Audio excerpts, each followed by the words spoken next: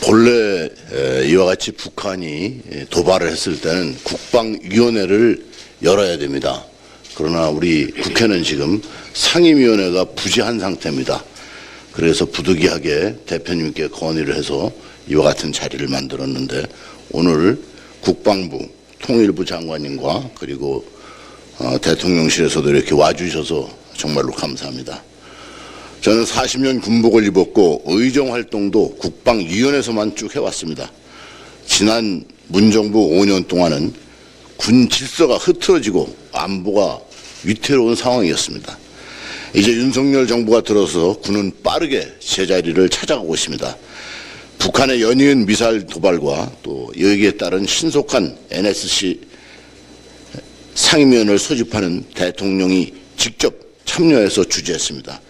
그리고 북한이 쏜 SRBM 8발에 대해서 한미연합군은 동일하게 8발의 지대지 미사일을 발사했습니다. 비례 대응이었고 또한 한미 공중 무력 시위도 함께 했습니다. 이처럼 윤석열 정부가 들어서 지난 정부가 국민 눈을 가리고 현혹했던 종전선언과 또 이와 같은 가짜 평화쇼에 대해서 이제는 걷어내고 흐트러진 전열을 바로 세울 때가 됐습니다. 그러나 실상이 드러난 북한의 핵 위협과 민낯이 이제는 북한이 들켰다고 생각할 것입니다. 따라서 오히려 도발 수위는 점점 높아질 것으로 예상합니다.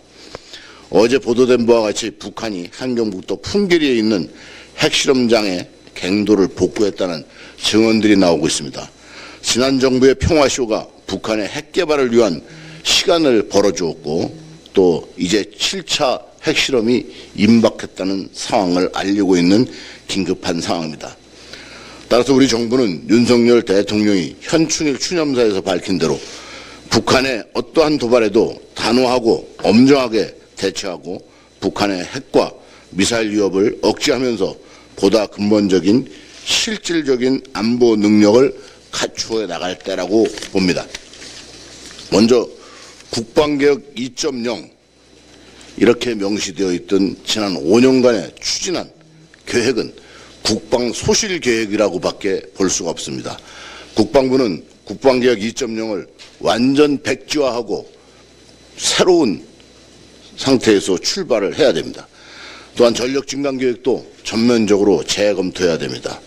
한미 동맹에 대해서도 한미일 군사협력관계를 강화하고 재검토하면서 중국과 러시아가 북한 측에 있는 상황을 효율적으로 관리할 수 있어야 됩니다.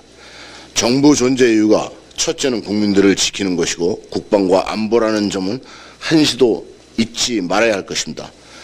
향후 당정의 긴밀한 협조를 통해서 국민들이 안심할 수 있는 안보 상황을 만들어가는데 당에서 노력을 하겠습니다.